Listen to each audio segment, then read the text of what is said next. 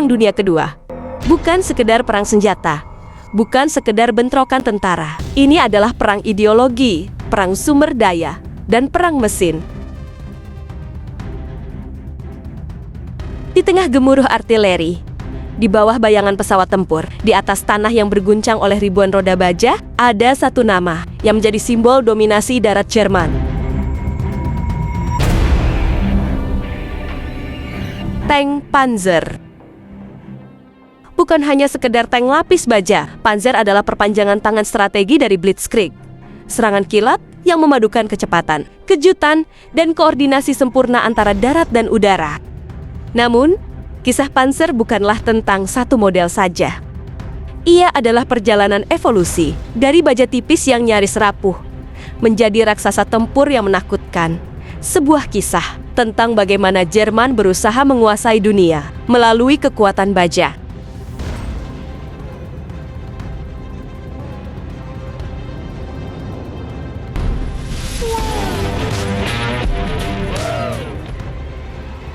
Awal perjalanan Panzer, generasi ringan.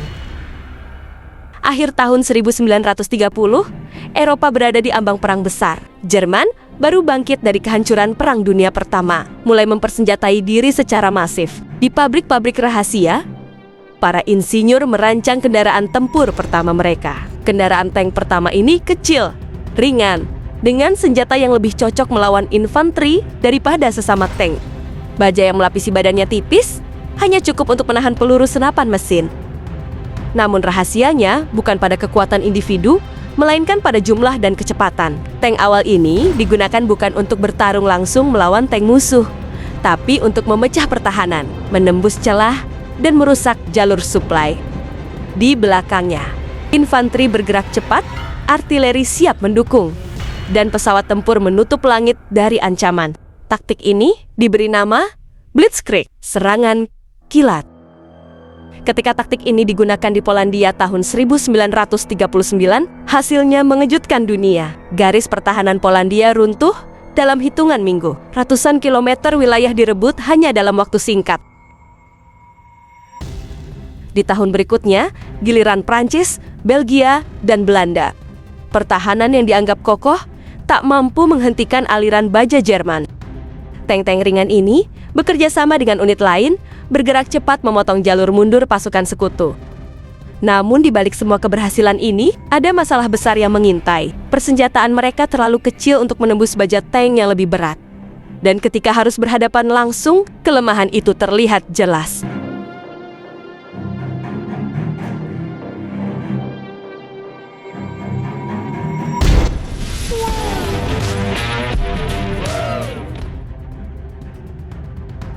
Transformasi menjadi generasi lebih berat. Jerman segera sadar, tank ringan tidak akan cukup untuk perang jangka panjang. Maka lahirlah generasi baru. Tubuhnya lebih besar, lapisan bajanya lebih tebal, dan meriamnya lebih panjang. Kini Panzer bisa menantang tank-tank musuh secara langsung. Di Afrika Utara, Panzer generasi ini menunjukkan taringnya. Di bawah komando Erwin Rommel, sang rubah gurun, mereka melaju di lautan pasir, manuver cepat, serangan dari arah tak terduga, membuat pasukan Inggris kewalahan. Di gurun, kecepatan adalah segalanya. Dan Panzer membuktikan bahwa ia bisa menjadi predator yang mematikan. Namun, medan gurun hanyalah pemanasan. Ujian sebenarnya menanti di timur.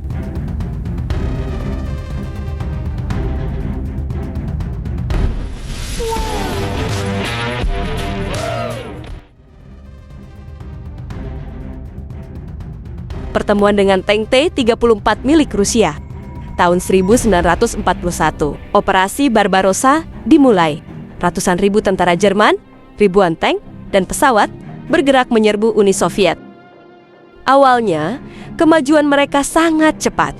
Desa demi desa jatuh, ribuan tawanan perang ditangkap. Hingga Panzer bertemu dengan T-34. Tank Soviet ini mengubah segalanya. Bajanya tebal, dengan desain miring yang membuat peluru musuh memantul. Meriamnya kuat, mampu menghancurkan panser dari jarak jauh. Rantai dan mesinnya didesain untuk melibas medan berlumpur dan bersalju Rusia. Untuk pertama kalinya, Panzer menemukan lawan yang setara, bahkan lebih unggul. Banyak unit Jerman yang terkejut ketika peluru mereka hanya memantul dari tubuh T-34. Kejutan ini memaksa Jerman untuk melakukan lompatan teknologi besar-besaran.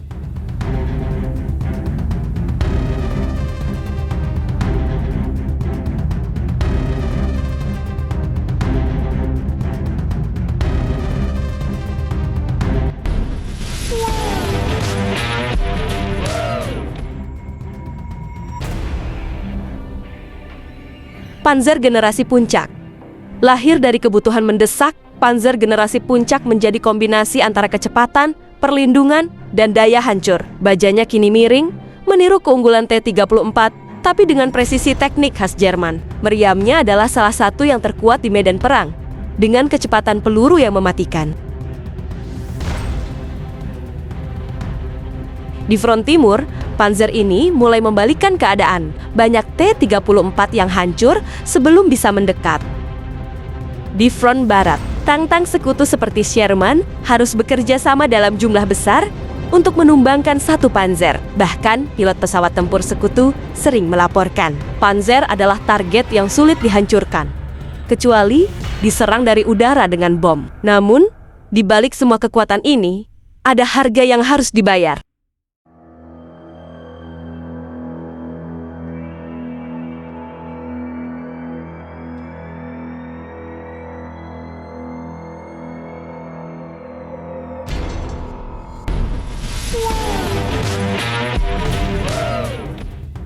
Kelemahan di balik kekuatan.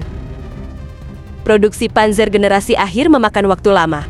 Satu unit membutuhkan tenaga kerja terampil, bahan berkualitas tinggi, dan proses perakitan rumit.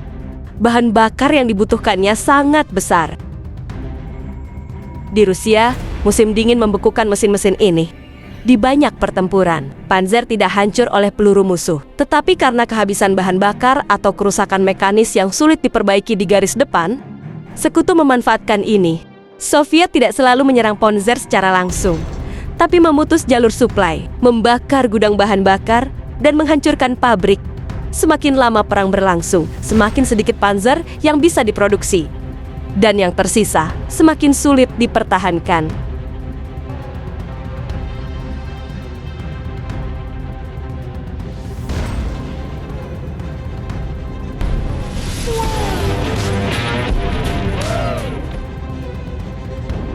Warisan Panzer. Meski akhirnya Jerman kalah, Panzer meninggalkan warisan besar di dunia militer. Ia bukan hanya tank, tapi simbol dari inovasi teknis, koordinasi taktis, dan keyakinan bahwa teknologi bisa menjadi penentu perang. Banyak desain tank modern mengambil inspirasi dari Panzer, mulai dari bentuk armor miring, sistem suspensi, hingga konsep integrasi dengan pasukan infanteri dan udara.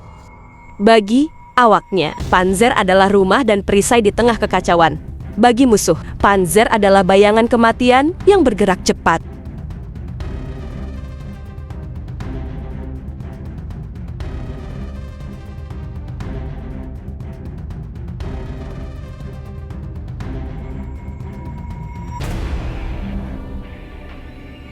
Panzer bukan hanya sekadar mesin perang, ia adalah simbol ambisi Jerman di medan tempur. Dari generasi pertama hingga yang paling mematikan, setiap inovasi membawa cerita tentang kekuatan, strategi, dan kadang kesombongan yang mahal harganya. Tapi perjalanan tank Jerman tidak berhenti di sini.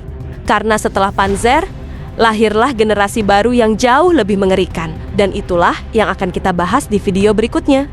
Pastikan kalian sudah menekan tombol subscribe agar tidak ketinggalan cerita selanjutnya.